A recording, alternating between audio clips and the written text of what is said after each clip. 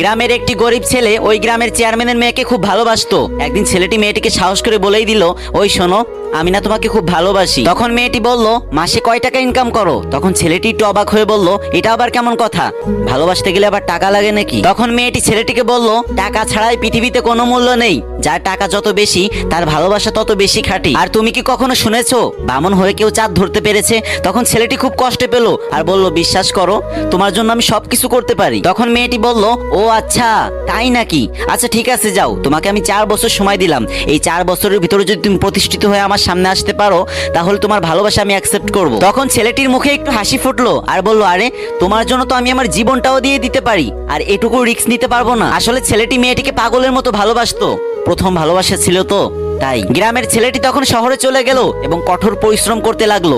মাটি কাটা থেকে শুরু করে বাসে কন্ট্রাক্টারি করা, এমন কোনো কাজ নেই যে সে করতো না। যখন সে কাজ করতে করতে অনেক ক্লান্ত হয়ে যেত তখন সে একটা কথাই ভাবতো, মানুষ তো কত কষ্টের পরেও নিজের ভালোবাসার মানুষটিকে পায় না, আর আমি মাত্র 4 বছর পরিশ্রম করলেই আমার ভালোবাসার মানুষটিকে পেয়ে যাব। তখন সে সমস্ত কষ্ট ভুলে আবার কাজে নেমে পড়তো। এভাবে দেখতে দেখতেই 4